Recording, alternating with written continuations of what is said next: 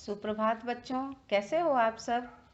उम्मीद करती हूँ आप सब सही होंगे, स्वस्थ होंगे और घर में होंगे। बच्चों, हम लोगों ने जितना भी पाठ पढ़ा इस ऑनलाइन क्लास के माध्यम से, उम्मीद करती हूँ कि वो सब कुछ आपको समझ में आ गया होगा। अब व्याकरण तो हम लोगों ने 3 पाठ पढ़ लिया। कल मैंने आपको जो क्लास में पढ़ाया था वो मंजरी का पहला पाठ कविता जो हमने आपको समझाया था, और उस कविता का नाम था वीणा वादिनी वरदे। अब हम लोग उसी क्रम को आगे बढ़ाते हुए दूसरे पाठ को पढ़ेंगे, दूसरी कविता को पढ़ेंगे, और उस कविता का शीर्षक है पेड़ों के संग बढ़ना सीखो। बच्चों, मैंने आपको जो होमवर्क भी दिया है ग्रामर का करने के लिए, अगर आपको कुछ भी परेशानी होती है तो आप प्लीज़ कमेंट बॉक्स में जाकर उसमें अपने प्रॉब्लम को लिख दीजिए, हम लोग सब समझ जाएंगे।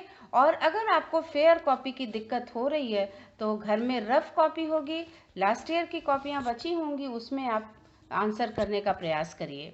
जो भी चीज़ समझ में नहीं आता है आप कमेंट बॉक्स में लिखकर हम लोग तक पहुंचाने का प्रयास करिए। तो आगे अब हम बढ़ते हैं और इस कविता को पढ़ने का प्रयास करते हैं। पेड़ों के संग बढ़ना सीखो। इस कविता के रचयिता जो हैं वो सर्वेश्वर दयाल सक्सेना जी हैं। इस कविता को उन्होंने पर्यावरण को संरक्षित करने के लिए लिखा है, और उन्होंने ये बताया है कि हम पर्यावरण को अपने कैसे सुरक्षित रखें। आपको तो पता ही है कि पर्यावरण अगर हमारा सुरक्षित होगा तो हमारे जीवन के ऊपर उसका बहुत असर होगा।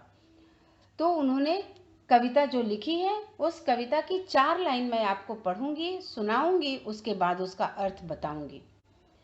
बहुत दिनों से सोच रहा था थोड़ी सी धरती पाऊं, उस धरती में बाग बगीचा जो हो सके लगाऊं। खिले फूल फल चिड़िया बोले, प्यारी खुशबू डोले, ताजी हवा जलाशय में हर अपना अंग भिगोले। अब उन्होंने क्या कहा है, पर्यावरण की प्रेरणा देते हुए, उसको सुरक्षित रखने की प्रेरणा देते हुए उन्होंने ये कहा है कि मैं बहुत दिनों से सोच रहा हूं कि थोड़ी सी जमीन मुझे मिल जाए, और वो थोड़ी सी ज़मीन मुझे मिल जाए अगर, तो मैं उस पे बाग बगीचे लगा दूं, अर्थात फूल पौधे उसमें लगा दूं, और वो जिसमें चिड़ियों का चहचहाना सुनाई दे। उस धरती पे जिस पे मैं फूल पौधे लगाऊं उस पर चिड़ियों का आवागमन हो और चिड़ियों का चहचहाना सुनाई दे, जिससे ये धरती हमेशा मनोरम लगे, और फिर उसमें फूल फल खिलें और चारों तरफ उन फलों की सुगंधित हवा चारों तरफ बिखर जाए। वही धरती के पास जहाँ मैं बगीचे लगाऊं वहीं एक छोटा सा जलाशय हो, अर्थात एक तालाब हो, और जिसमें हवा जब बहे तो उस जलाशय से अपने अंगों को भिगोकर और भी ज़्यादा शीतल हो जाए। तो कवि ने ये कामना किया है कि मुझे अगर थोड़ी सी ज़मीन मिल जाए तो मैं पेड़ पौधों को लगा लूं, और उस पेड़ पौधों को लगाकर मैं इस अपने पर्यावरण को और ज़्यादा संरक्षित और ज़्यादा शुद्ध बना सकूं। हो सकता है पास तुम्हारे अपनी कुछ धरती हो, फूल फल लदे हो अपने उपवन हो, अपनी परती हो सकता है छोटी सी क्यारी हो, महक रही हो, छोटी सी खेती हो जो फसलों से दहक रही हो। अब उन्होंने आगे क्या बोला है कि उन्होंने बोला है कि संभव है कि आपके पास आपकी थोड़ी सी जमीन हो सकता है कि आपके पास आपकी थोड़ी सी जमीन हो और फिर उसमें फल फूल से लगे हुए बाग बगीचे हो और अपना आपका पूरा फूल से भरा हुआ बगीचा हो, लेकिन आप उसमें थोड़ी सी जमीन आपकी शायद खाली भी हो। परती का तात्पर्य खाली से होता है। आपका अपना थोड़ा सा जमीन हो सकता है कि खाली भी और हो सकता है आपकी एक छोटी सी क्यारी हो जो फूलों से भरी हुई हो और उसकी खुशबू चारों दिशाओं में फैल रही हो, और छोटी सी खेती हो, आपके पास छोटा सा एक खेत का टुकड़ा हो जिसमें फसल लहलहा रही हो, और उसमें वो फसल जब लहलहा रही हो और पक जा रही हो तो आग के गोले के समान वो सुनहरा प्रतीत हो रहा होगा। तो कवि ने इस कविता के माध्यम से, जो मैंने 8 लाइन आपको समझाया, उस कविता के माध्यम से उन्होंने पर्यावरण को संरक्षित रखने का प्रयास किया और जन जन तक ये संदेश पहुंचाने का प्रयास किया कि हम पर्यावरण को सुरक्षित रख के ही हम अपने जीवन को बचा सकते हैं, हम और आप खुश रह सकते हैं। हो सकता है कहीं शांत चौपाए घूम रहे हों, हो सकता है कहीं सहन में पक्षी झूम रहे हों, तो विनती है यही, कभी मत उस दुनिया को खोना, पेड़ों को मत कटने देना, मत चिड़ियों को रोना। अब सर्वेश्वर दयाल सक्सेना जी ने आगे क्या बोला है? उन्होंने कहा है कि ये संभव है कि उस खाली पड़ी जमीन पर शांतिपूर्वक पशु घूम रहे होंगे। चौपाए अर्थात पशु, 4 पैरों वाले। अब उन्होंने कहा है कि कहीं शांत जमीन जो पड़ी होगी उस पर हो सकता है कि वो पशु घूम रहे हों और तुम्हारे आंगन में पक्षी चहचहा रहे हों। उस खाली जमीन पर हो सकता है पशु घूम रहे हों और तुम्हारे आंगन में पक्षी चहचहा रहे हों। तो विनती है तुमसे कि तुम इस संसार में इस रंगीन दुनिया को मत खोना, इस संसार में इस रंगीन दुनिया को अपने मत खोना।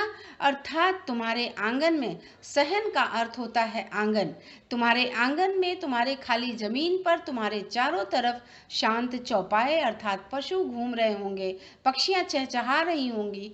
तो तुमसे ये विनती है कि तुम इस अपने रंगीन दुनिया को कभी मत खोना, और हे बच्चों, तुम पेड़ों को कभी भी कटने मत देना, क्योंकि पेड़ों के कट जाने से चिड़ियों का आश्रय छिन जाता है।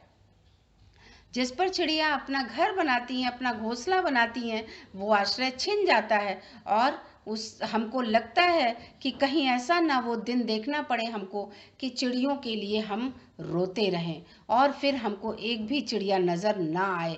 इसलिए हमें, आपको, सबको मिलकर पेड़ों को बचाना होगा, संरक्षण के प्रति हमको सजग रहना होगा।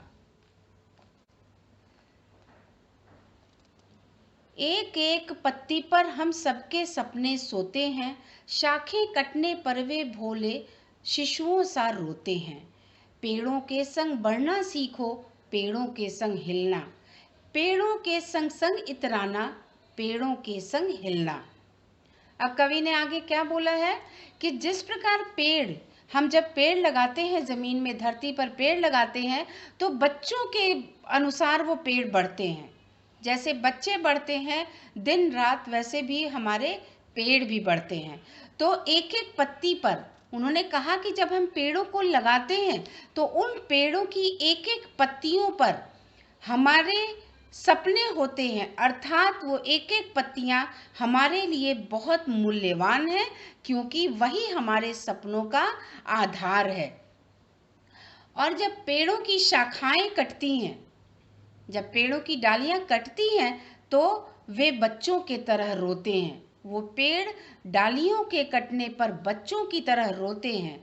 और फिर इसीलिए कवि ने पुनः कहा है कि हे बच्चों, अपने जीवन में पेड़ों के महत्व को समझो, अपने जीवन में तुम पेड़ों के महत्व को समझो कि तुम्हारे जीवन में उन पेड़ों का कितना महत्व है। और फिर इसीलिए तुम पेड़ों के संग बढ़ना, इतराना, खेलना कूदना और हिलना सीखो। मतलब यह है कि तुम पेड़ों को अपने जीवन का अभिन्न अंग बनाने का प्रयास करो।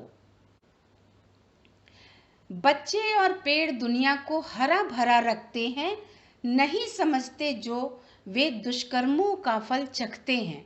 आज सभ्यता वहशी बन पेड़ों को काट रही है, जहर फेफड़ों में भर इंसानों को बांट रही है। कितनी मार्मिक कविता उन्होंने लिखा है। और उन्होंने आगे बोला है कि इस संसार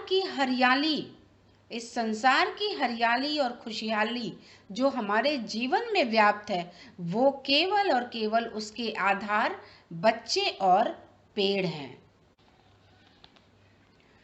उन्होंने बताया है कि हमारी खुशी का जो आधार है, मूल आधार है, वो पेड़ है और बच्चे हैं।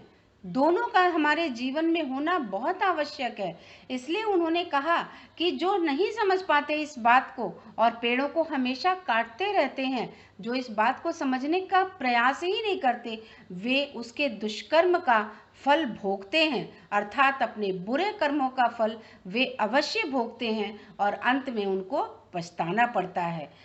वर्तमान सभ्यता जो है, जो आज की सभ्यता है, वो वहशी बन गई है। अर्थात वो वहशी इस कारण बन गई है क्योंकि शहरीकरण और औद्योगिकरण जो है, उसने मानव को पेड़ों का दुश्मन बना दिया है। अर्थात हम पेड़ों को काटकर शहरीकरण को बढ़ावा दे रहे हैं, उद्योगों को बढ़ावा दे रहे हैं और इसके लिए हम पेड़ों को काटते जा रहे हैं। जो ज़रूरी नहीं है, जो आवश्यक नहीं है, उन पेड़ों को हमें नहीं काटना चाहिए। हरे भरे पेड़ों को वैसे ही मुस्कुराते देखना अच्छा लगता है जिस प्रकार हम अपने बच्चों को हंसता हुआ खिलता हुआ देखते हैं। जहर फेफड़ों में भर इंसानों को बांट रही है और उन्होंने आगे कहा है कि वे पेड़ों को काटते जा रहे हैं और पेड़ों के कटने से हमारी हवा जहरीली हो गई है और फिर इसी वजह से यही कारण है कि मनुष्य आज दिनों दिन बीमार पड़ता जा रहा है, उनकी बीमारियां बढ़ती जा रही हैं और फिर उनके फेफड़ों में वो जहर भरता जा रहा है। तो बच्चों, ये कविता तो आज यही समाप्त हो गई। उम्मीद करती हूँ कि ये कविता आपको पूरी तरह से समझ में आ गया होगा। आप इसका अर्थ अगर समझ में आया है तो अपनी भाषा में भी लिख सकते हैं। ज़रूरी नहीं है कि मैंने जो एक एक लाइन बताया है आपको, आप उसी को लिखिए। आप अपनी भाषा में भी लिखें, लेकिन शब्दों का इस्तेमाल शुद्ध करें, क्योंकि अगर शब्द गलत होंगे तो फिर कविता का आनंद नहीं मिल पाएगा। तो बच्चों, मैंने अभी आपको शुरू में भी कहा कि अगर आपके पास फेयर कॉपी नहीं है तो आप रफ कॉपी में करें, मगर घर से इस बहाने से ना निकलें कि मुझे कॉपी लेनी है। और कृपया आप पढ़ाई पर अपने ध्यान दें, एंजॉय भी करें, लेकिन पढ़ाई में भी मन लगाएं, क्योंकि आपके जो सपने हैं वो इन्हीं के माध्यम से पूरा होना है। आपकी पढ़ाई ही उन सपनों को पूरा करने का एकमात्र जरिया है। तो बच्चों, मैं उम्मीद करती हूँ कि आपको ये पाठ अवश्य समझ में आया होगा और मैं ये कविता आपको अगर समझाई हूँ, समझ में आ गया, तो सजेशन बॉक्स में अपनी परेशानियों को लिखें। अगर आपको कुछ लिखना है तो उसमें कमेंट बॉक्स में जाकर ज़रूर लिखें और आपके परेशानियों का समाधान अवश्य किया जाएगा।